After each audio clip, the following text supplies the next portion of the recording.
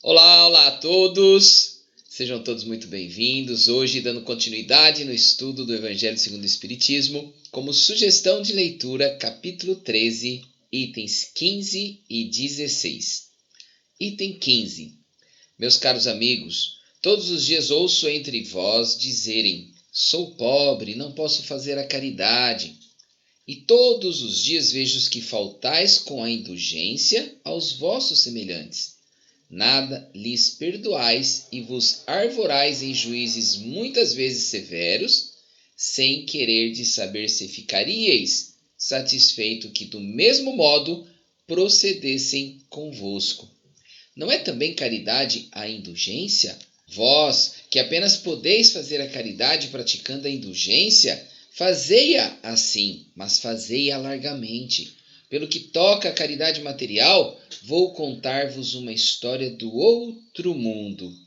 2 homens acabavam de morrer. Dissera a Deus: enquanto esses 2 homens viverem, deitar-se-ão em sacos diferentes as boas ações de cada um deles, para que, por ocasião de sua morte, sejam pesadas. Quando ambos chegaram aos últimos momentos, mandou Deus que lhes trouxessem os 2 sacos. Um estava cheio, volumoso, atochado, e nele ressoava o metal que o enchia. O outro era pequenino e tão vazio que se podia contar as moedas que continha. Este, o meu, disse um. Reconheço-o. Fui rico e dei muito. Este, o meu, disse o outro. Sempre fui pobre, quase nada tinha para repartir. Mas, surpresa! Postos na balança os 2 sacos, o mais volumoso se revelou leve, mostrando-se pesado o outro, tanto que fez se elevasse muito o primeiro no prato da balança. Deus então disse ao rico: deste muito, é certo, mas deste por ostentação, e para que o teu nome figurasse em todos os templos do orgulho, e ao demais dando de nada te privastes.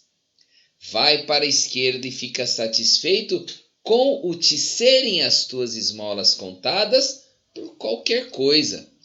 Depois disse ao pobre: tu deste pouco, meu amigo, mas cada uma das moedas que estão nesta balança representa uma privação que te impusestes. Não deste esmolas, entretanto, praticaste a caridade e o que vale muito mais, fizeste a caridade naturalmente, sem cogitar de que fosse levada em conta. Foste indulgente, não te constituísse juiz do teu semelhante, ao contrário, todas as suas ações lhe revelaste, passa à direita e vai receber a tua recompensa. Esta carta foi enviada a Kardec em 1861, lá em Lyon, por um espírito protetor. Item 16. A mulher rica, venturosa, que não precisa empregar o tempo nos trabalhos de sua casa, não poderá consagrar algumas horas a trabalhos úteis aos seus semelhantes? Compre com que lhe sobre dos prazeres agasalhos para o desgraçado que tiririta de frio. Confeccione com suas mãos delicadas roupas grosseiras mais quentes. Auxilie uma mãe a cobrir o filho que vai nascer. Se por isso seu filho ficar com algumas rendas de menos, o do pobre terá mais com que se aqueça. Trabalhar para os pobres é trabalhar na vinha do Senhor. E tu, pobre operária que não tem supérfluo, mas que cheia de amor aos teus irmãos também queres dar do pouco com que contas, dá algumas horas do teu dia, do teu tempo, único tesouro que possuis. Faze alguns desses trabalhos elegantes que tentam os felizes, vende o produto dos teus serões e poderás igualmente oferecer aos teus irmãos a tua parte de auxílios. Terás talvez algumas fitas de menos, darás, porém, calçado a um que anda descalço. E vós, mulheres, que vos votastes a Deus, trabalhai também na sua obra, mas que os vossos trabalhos não sejam unicamente para adornar as vossas capelas, para chamar a atenção sobre a vossa habilidade e paciência. Trabalhai, minhas filhas, e que o produto de vossas obras se destine a socorrer os vossos irmãos em Deus.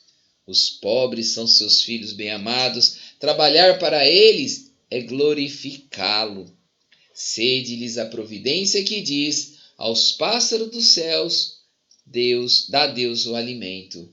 Mudem-se o ouro e a prata que se tecem nas vossas mãos em roupas e alimentos para os que não os têm. Fazei isto, e abençoado será o vosso trabalho. Todos vós que podeis produzir, dai o vosso gênio, dai as vossas inspirações, dai o vosso coração, que Deus vos abençoará. Poetas, literatos, que só pela gente mundana sois lidos.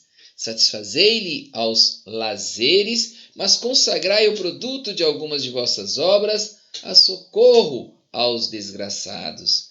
Pintores, escultores, artistas de todos os gêneros, venha também a vossa inteligência em auxílio dos vossos irmãos. Não será por isso menor a vossa glória, e alguns sofrimentos haverá de menos.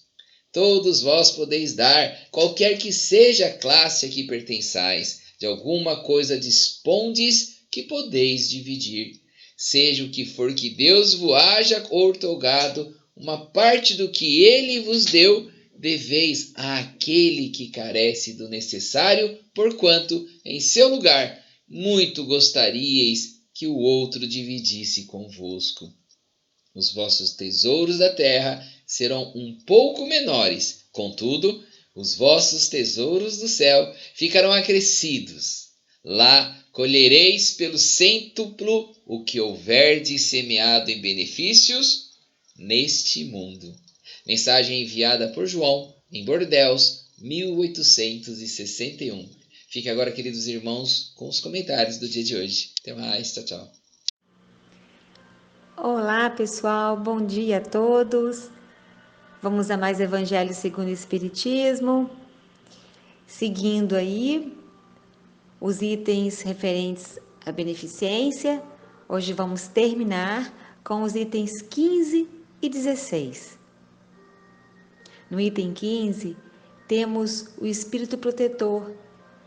Ele assina essa mensagem, inicia citando as pessoas que dizem não poder fazer a caridade por serem pobres, por não possuírem condições para dar o que têm, visando somente o lado material. E então ele pergunta: a indulgência não é também caridade? E o que é ser indulgente? É desculpar, tolerar, suportar, perdoar. E segue a frase dele assim: vós que não podeis fazer mais do que a caridade e indulgência, fazei pelo menos essa, mas fazei-a com grandeza. Dito isso, veio a afirmação de que a caridade está em todas as virtudes, se destacando em todos os atos nobres, nos relacionamentos uns com os outros. E em relação à caridade material, ele narra uma história. 2 homens acabavam de morrer, Deus havia determinado que todas as suas ações boas, praticadas durante a existência, fossem sendo colocadas em um saco. E de um estava bastante volumoso e do outro muito pequeno. Cada um reconheceu o seu. Um rico que deu bastante de sua riqueza e o outro pobre que deu pouco, que pôde contribuir pouco. Pesaram, né? Os 2 sacos foram pesados. O maior pesou pouco, tão leve se tornou na balança divina. e o menor se fez muito pesado. Essa parábola evidencia com clareza que nas leis de Deus, os valores divinos são muito diferentes dos valores terrenos. E isso não deveria surpreender. Nenhuma surpresa para nós que reconhecemos que vivemos num mundo inferior, um mundo de provas e expiações. Desenvolvemos as qualidades nobres do espírito, porque estamos em evolução, em transformação, em mudanças. E isso deve ser levado em conta. Sempre que estivermos analisando ações, tanto nossas como dos outros, todos estamos em evolução. E quando elevamos os nossos pensamentos a planos mais elevados, nos fazer compreender de forma mais clara e objetiva as situações da vida e os procedimentos de cada um. Vermos-nos sempre, a todos, como espíritos em desenvolvimento, com uma meta determinada. Muito nos facilitaria sermos caridosos, no sentido amplo do termo, fazendo caridade moral, com amor pelos outros. A caridade espiritual, da mesma forma, com amor pelos outros, mas também com amor por nós mesmos. E agora o item 16.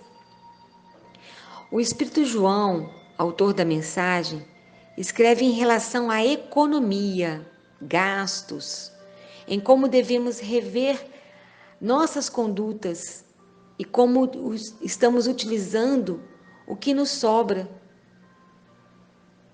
Se todos nós nos esforçássemos para gastar bem o dinheiro, satisfazendo sim as necessidades, mas sem desperdícios, sem os supérfluos, e usássemos essas economias, ou seja, em vez do desperdício, em vez desse supérfluo, que essa parte fosse revestida para quem? Para os nossos semelhantes necessitados, em comida, vestuário, remédios, pagamentos de contas, água, luz, auxiliando crianças a estudar, comprando material escolar, livros, revistas, pagando algum curso.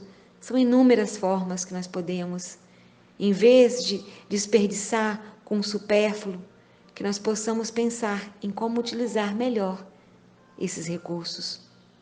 Com certeza, as desigualdades sociais não seriam tão grandes quanto são em nosso país. Quantas coisas são jogadas no lixo? Porque não sabemos como e nem para onde encaminhar. Então, devemos pensar sim nessa caridade de economizar para ajudar quem precisa. E o autor nos desperta sobre o desejo de auxiliar os que estão em piores situações. Também em usar umas horas do nosso tempo em atividades de serviços aos necessitados. Inclusive, sobre o devotamento, quando se referiu às mulheres devotadas a Deus. Que não façam somente coisas bonitas para suas capelas, seus altares, mas que trabalhem em favor dos necessitados, os nossos irmãos em Deus.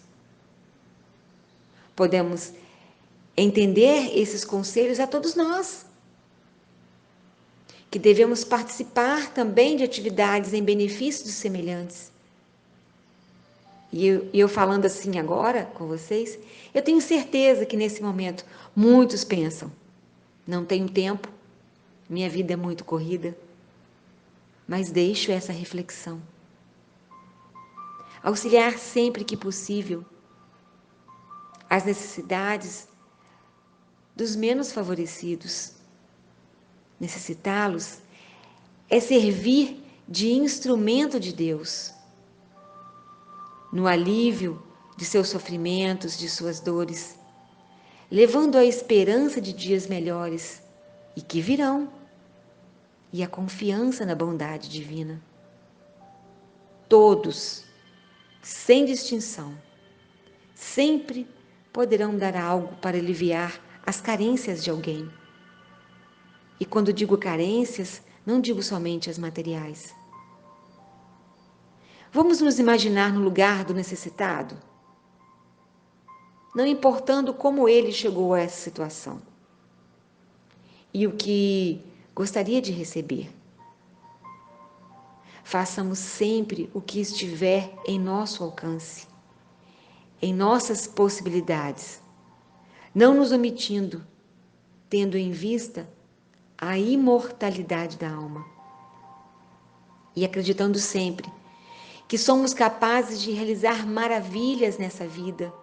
Vamos aproveitar essa existência e quando partirmos, teremos esses tesouros a carregar. As oportunidades estão em todos os lugares. Basta observar ao redor e sentirmos como instrumentos nas mãos de Jesus.